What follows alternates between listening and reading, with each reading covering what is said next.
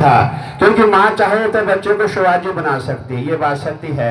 जब माँ बच्चों को सुबह उठाती है, उसको स्कूल भेजती है, विद्यालय भेजती है, बच्चा वहाँ, जब बच्चा वहाँ से वापस आता है तब वो लक्ष्मी रूपा हो जाती है, तब उसको खाना खिलाती है ना, और पैसा भी देती है।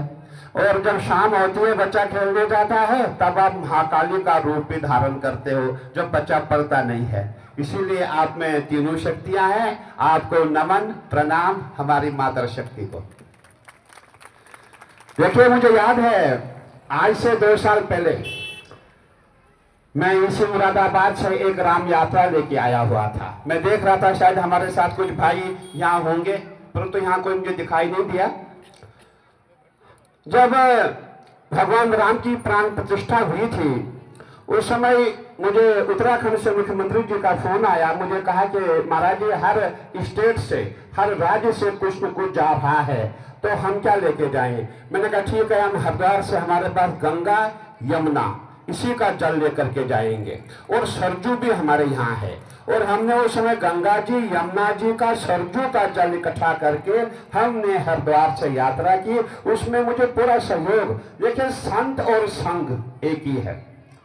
संत संघ से भिन्न नहीं, और संघ जो है संत से भिन्न नहीं है। जैसे हम लोग हैं वैसे इनका जीवन है।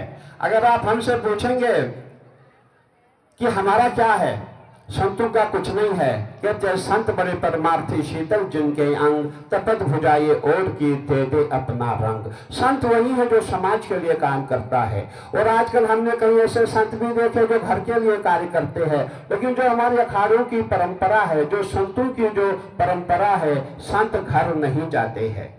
मैं कहना चाहूंगा, मैं निर्जनी अखाड़े से हूँ, मेरा एक आश्रम यहाँ बिलारी में भी है। हमारे संतों की परंपरा है, जिस संत का भी घर से संबंध हो जाता है, उसको अखाड़े से निष्कासित किया जाता है। चाहे वो हमारी माँ हो, हमारी बहन हो, हमें उनसे नहीं मिलना है। क्योंकि अगर हमारी माताएं बहनें, हमारे भाई बंद अखाड़े में आएंगे, संस्था में आएंगे, उस संस्था का नाश हो जाएगा। आप जानते हैं, हमारे यहाँ कभी शादी है, कभी ब्याह है, रोज हमारे घर वाले आएंगे, भाई कुछ पैसा दे दो। और अगर हमने वो देना शुरू किया, संस्था जो है समाप्त हो जाएगी। आज जो बड़े बड़े मठ बच्चे, अखाड़े बच्चे हैं, इसीलिए बच्चे हैं कि संतों का घर से संबंध नहीं होता है। और मैं ये भी कहना चाहूंगा, जो संत का घर से संबंध होता है उसको संत नहीं कहते हैं, वो नौकरी कर रहा है। और जब हम यहाँ से निकले तो यहाँ सबसे पहला मेरा जो विश्राम था मुरादाबाद में था। हजारों की संख्या में हमारे भक्तगण यहाँ पहुंचे, पूरा शहर पहुंचा। हमारी भारतीय जनता पार्टी, हमारे आरएसएस के समस्त पदाधिकारी